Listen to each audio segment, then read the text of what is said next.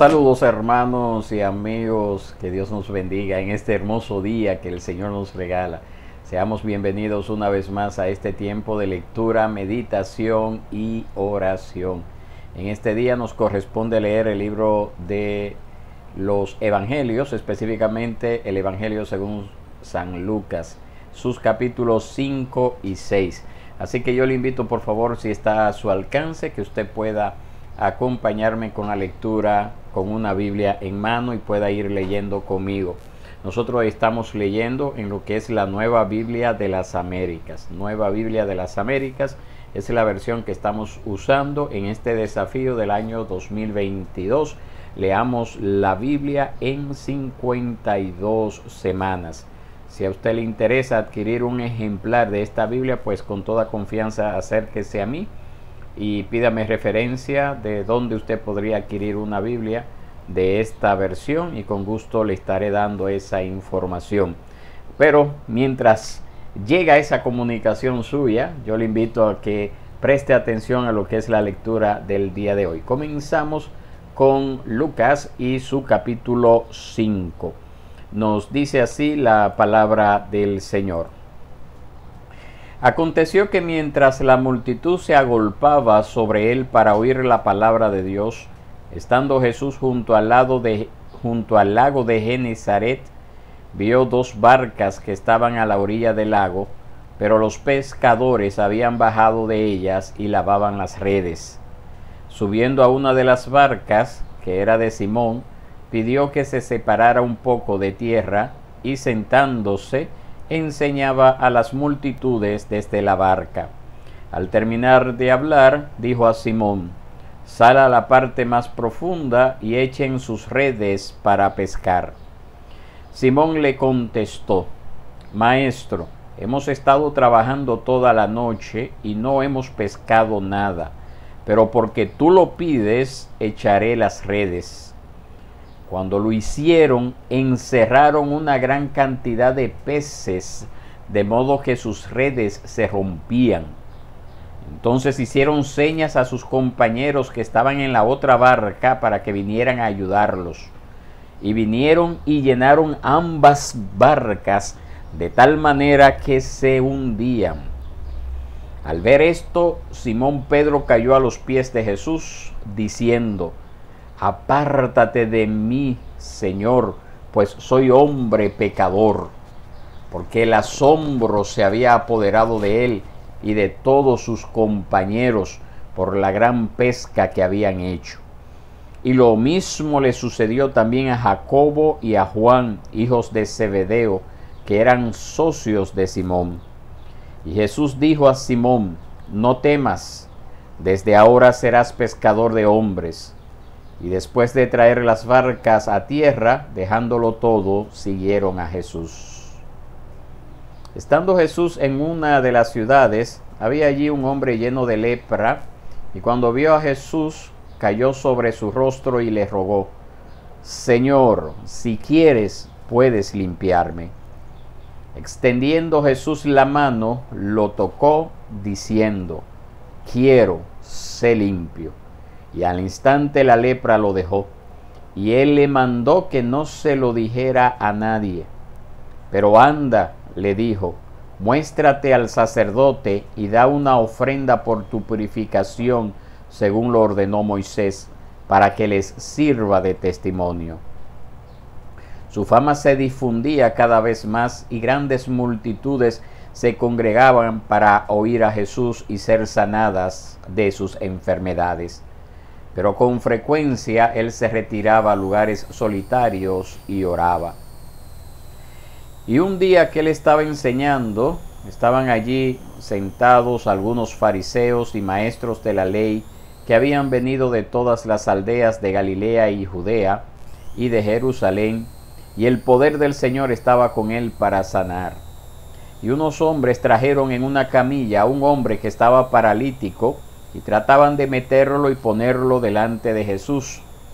No hallando cómo introducirlo debido a la multitud, subieron a la azotea y lo bajaron con la camilla a través del techo, poniéndolo en medio delante de Jesús. Al ver Jesús la fe de ellos, dijo: hombre, tus pecados te son perdonados.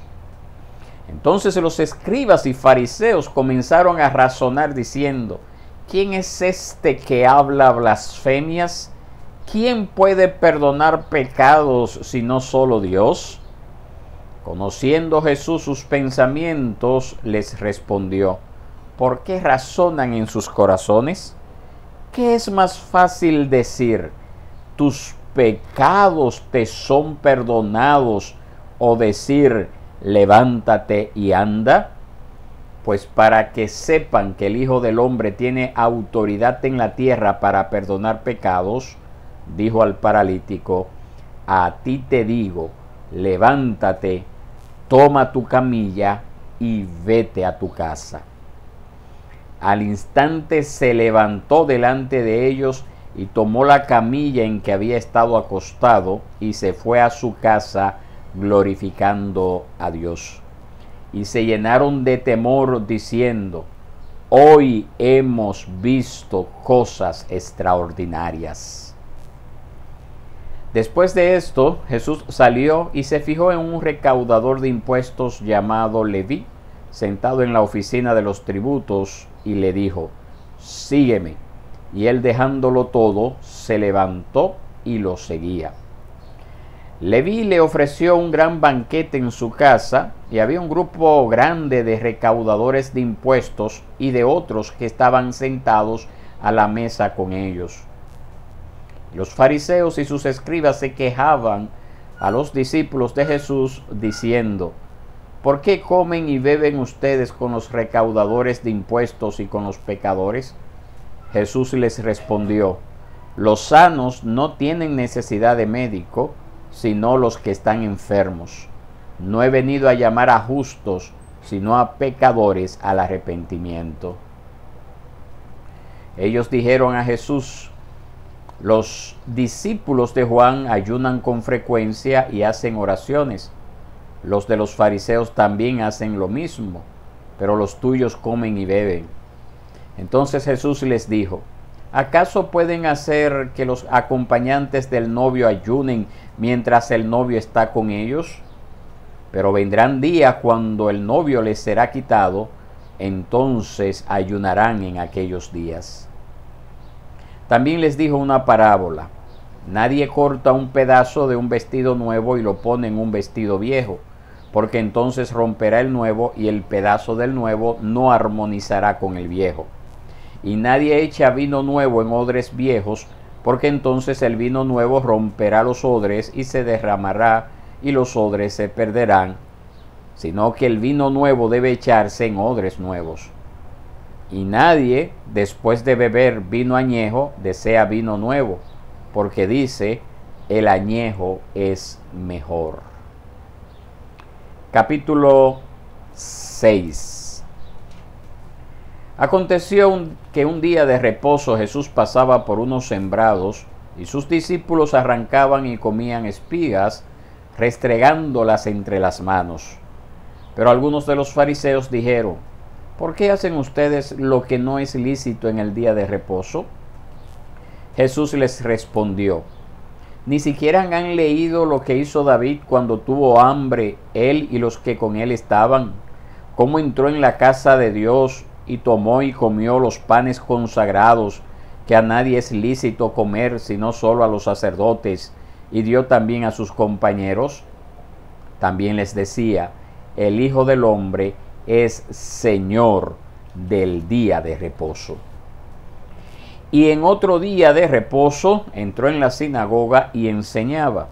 Y había allí un hombre que tenía la mano derecha seca. A fin de encontrar de qué acusar a Jesús, los escribas y los fariseos lo observaban atentamente para ver si sanaba en el día de reposo.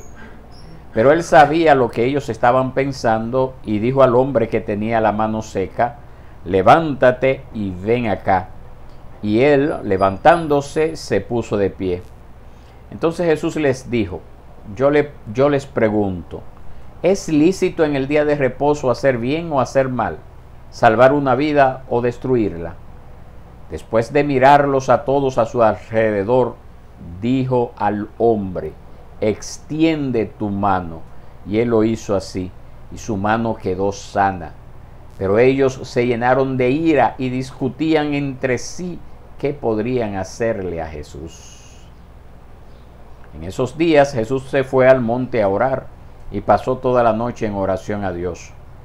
Cuando se hizo de día, llamó a sus discípulos y escogió 12 de ellos, a los que también dio el nombre de apóstoles: Simón, a quien también llamó Pedro, y Andrés su hermano, Jacobo y Juan, Felipe y Bartolomé, Mateo y Tomás, Jacobo hijo de Alfeo, y Simón, al que llamaban el Celote, Judas hijo de Jacobo, y Judas Iscariote, que llegó a ser traidor. Descendió con ellos y se detuvo en un lugar llano. Había una gran multitud de sus discípulos y una gran muchedumbre del pueblo, de toda Judea, de Jerusalén y de la región costera de Tiro y Sidón, que habían ido para oír a Jesús y para ser sanados de sus enfermedades, y los que eran atormentados por espíritus inmundos eran curados. Y toda la multitud procuraba tocar a Jesús, porque de él salía un poder que a todos sanaba. Volviendo su vista hacia sus discípulos, decía: bienaventurados ustedes los pobres, porque de ustedes es el reino de Dios. Bienaventurados ustedes los que ahora tienen hambre, porque serán saciados. Bienaventurados ustedes los que ahora lloran, porque reirán. Bienaventurados son ustedes cuando los hombres los aborrezcan, cuando los hombres los aborrecen, cuando los apartan de sí, los colman de insultos y desechan su nombre como malo por causa del Hijo del Hombre. Alégrense en ese día y salten de gozo, porque su recompensa es grande en el cielo, pues sus padres trataban de la misma manera a los profetas. Pero ay de ustedes los ricos, porque ya están recibiendo todo su consuelo. Ay de ustedes los que ahora están saciados, porque tendrán hambre. Ay de ustedes los que ahora ríen, porque se lamentarán y llorarán. Ay de ustedes cuando todos los hombres hablen bien de ustedes, porque de la misma manera trataban sus padres a los falsos profetas. Pero a ustedes los que oyen les digo: amen a sus enemigos, hagan bien a los que los aborrecen, bendigan a los que los maldicen, oren por los que los insultan. Al que te hiere en la mejilla, preséntale también la otra, y al que te quite la capa, no le niegues tampoco la túnica. A todo el que te pida, dale, y al que te quite lo que es tuyo, no se lo reclames. Y así como quieran que los hombres les hagan a ustedes, hagan con ellos de la misma manera. Si aman a los que los aman, ¿qué mérito tienen? Porque también los pecadores aman a los que los aman. Si hacen bien a los que les hacen bien, ¿qué mérito tienen? Porque también los pecadores hacen lo mismo. Si prestan a aquellos de quienes esperan recibir, ¿qué mérito tienen? También los pecadores prestan a los pecadores para recibir de ellos la misma cantidad. Antes bien, amen a sus enemigos y hagan bien, y presten, no esperando nada a cambio, y su recompensa será grande, y serán hijos del Altísimo, porque Él es bondadoso para con los ingratos y perversos. Sean ustedes misericordiosos, así como su Padre es misericordioso. No juzguen y no serán juzgados, no condenen y no serán condenados, perdonen y serán perdonados, den y les será dado, medida buena, apretada, remecida y rebosante, vaciarán en sus regazos, porque con la medida con que midan, se les volverá a medir. Les dijo también una parábola: ¿acaso puede un ciego guiar a otro ciego? ¿No caerán ambos en un hoyo? Un discípulo no está por encima de su maestro, pero todo discípulo, después de que se ha preparado bien, será como su maestro. ¿Y por qué miras la mota que está en el ojo de tu hermano y no te das cuenta de la viga que está en tu propio ojo? ¿O cómo puedes decir a tu hermano: hermano, déjame sacarte la mota que está en tu ojo, cuando tú mismo no ves la viga que está en tu ojo? Hipócrita, saca primero la viga de tu ojo y entonces verás con claridad para sacar la mota que está en el ojo de tu hermano. Porque no hay árbol bueno que produzca fruto malo, ni a la inversa, árbol malo que produzca fruto bueno. Pues cada árbol por su fruto se conoce. Porque los hombres no recogen higos de los espinos, ni vendimian uvas de una zarza. El hombre bueno del buen tesoro de su corazón saca lo que es bueno, y el hombre malo del mal tesoro saca lo que es malo, porque de la abundancia del corazón habla su boca. ¿Por qué ustedes me llaman Señor, Señor, y no hacen lo que yo digo? Todo el que viene a mí y oye mis palabras y las pone en práctica, les mostraré a quién es semejante. Es semejante a un hombre que al edificar una casa, cavó hondo y echó cimiento sobre la roca, y cuando vino una inundación, el torrente dio con fuerza contra aquella casa, pero no pudo moverla, porque había sido bien construida. Pero el que ha oído y no ha hecho nada, es semejante a un hombre que edificó una casa sobre tierra, sin echar cimiento, y el torrente dio con fuerza contra ella, y al instante se desplomó, y fue grande la ruina de aquella casa. Muy bien, mis hermanos, esta ha sido la lectura del día de hoy. Hemos estado acá en estos dos capítulos de Lucas, sus capítulos 5 y 6. Yo le invito por favor a que usted preste atención a lo que son los pensamientos para el culto personal y familiar que tenemos en este día, correspondiente a estos dos capítulos de Lucas, el Evangelio según Lucas. Nos dice así el primer pensamiento correspondiente al capítulo 5. El milagro de la gran pesca abrumó de tal manera a Pedro que sintió que él y Cristo nunca podrían estar juntos. Sin embargo, la verdad del Evangelio es exactamente lo contrario. Aunque no exista contraste mayor que entre la naturaleza de un Dios santo y la de un impío pecador, a través de Cristo el Dios santo y el pecador impío pueden reconciliarse, magnificándose así la gloria de Dios. Jesús tiene el derecho de perdonar pecados. ¿Has sido llevado a una condición de humillación ante Jesús a causa de su santidad? ¿Has sentido paz en tu alma por el mensaje de gracia de Jesús? La limpieza del leproso y la sanación del paralítico reflejan dos importantes partes del propósito del Evangelio y de la venida de Cristo. Su gracia limpia de la contaminación del pecado, así como libera del poder del pecado. Cristo hace a los pecadores limpios y capaces de servirle. Él es poderoso para obrar una obra completa, llenando cada una de nuestras necesidades por su gracia y evangelio.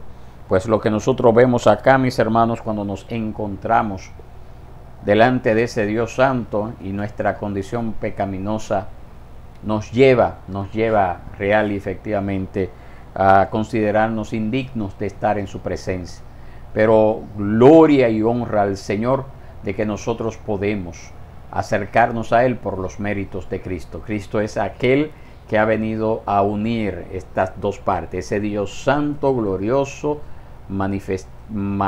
todopoderoso. Su gloria se manifiesta a través de su santidad. Y nosotros, pobres pecadores de este lado, que no merecemos ni siquiera alzar nuestros ojos delante de Él, delante de su presencia, pero somos reconciliados cuando nosotros hallamos perdón en Cristo Jesús, cuando hallamos completa sanidad interior a través de esa vida, muerte y resurrección de nuestro Señor y Salvador Jesucristo. Lo hallamos en Cristo y por eso podemos acercarnos confiadamente.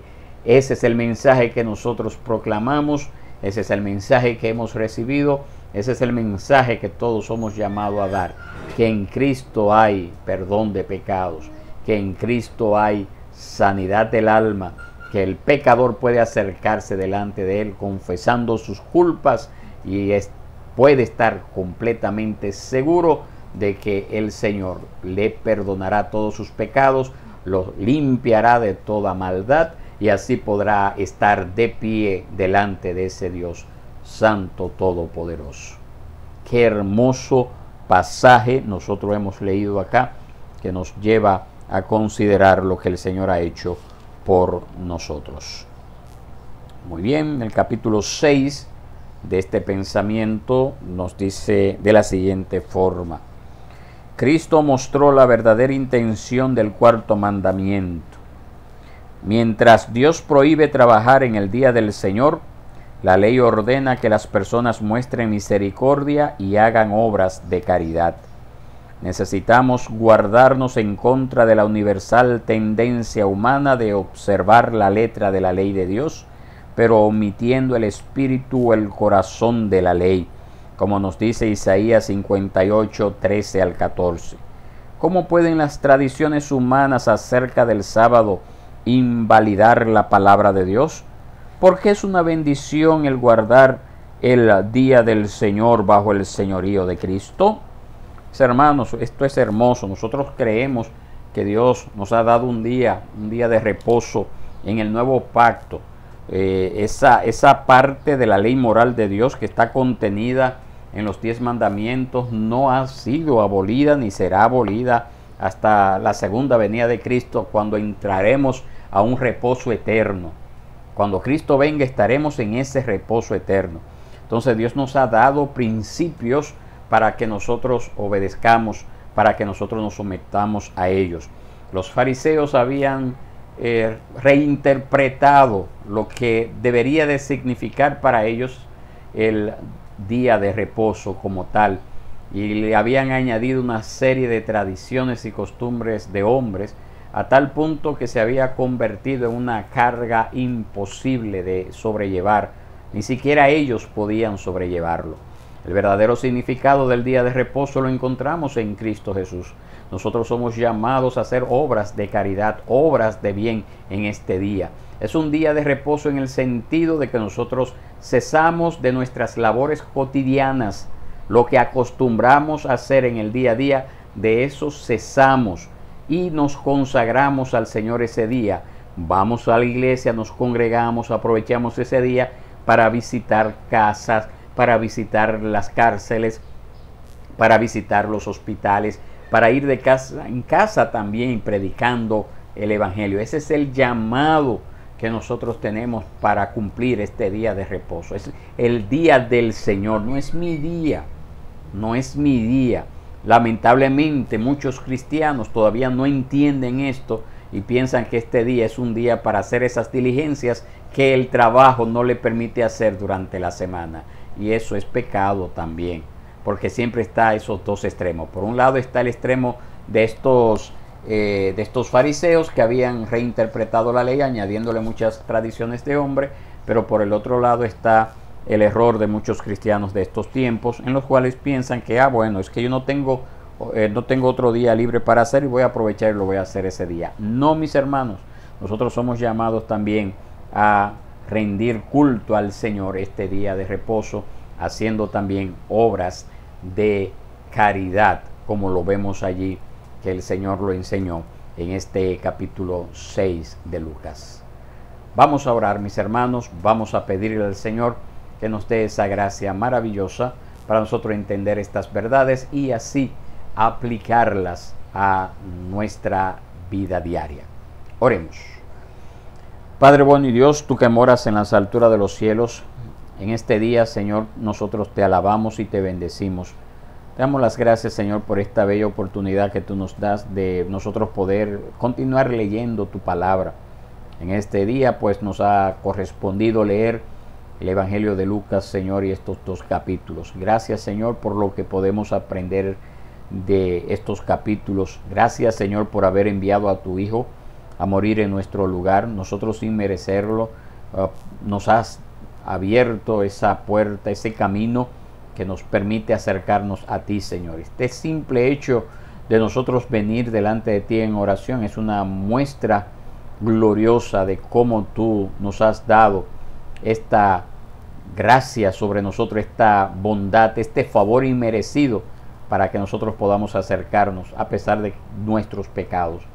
Porque en Cristo hallamos paz, en Cristo hallamos sanidad, hallamos liberación de todo tipo de esclavitud, hallamos descanso, reposo, Señor, como también veíamos en este capítulo 6.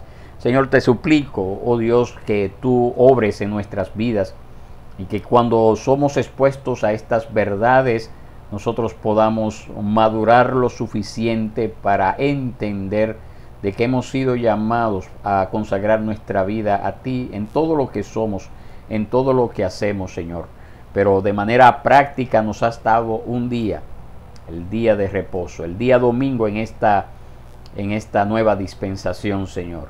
Este día donde nosotros dejamos de lado nuestras ocupaciones regulares y nos consagramos a ti, nos dedicamos a ti, Señor, y aprovechamos este tiempo también para hacer de edificación, fortalecimiento, ánimo a los que nos rodean, Señor, haciendo obras de caridad, obras de bien para el pueblo que te conoce y aquel que no te conoce, Señor.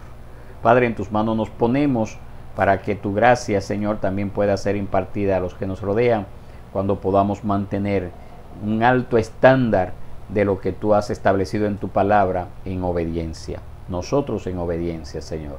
Esto te lo pedimos, Padre, en el nombre de Cristo Jesús, nuestro Señor y Salvador. Amén y amén. Muy bien, mis hermanos, esto ha sido todo por el día de hoy. Así que yo le invito a que nos veamos de nuevo mañana, si Dios quiere. Continuamos con este desafío del año 2022. Leamos la Biblia en 52 semanas. Que Dios les guarde, les bendiga y que esta palabra que leemos cada día esté trayendo edificación y crecimiento a su vida.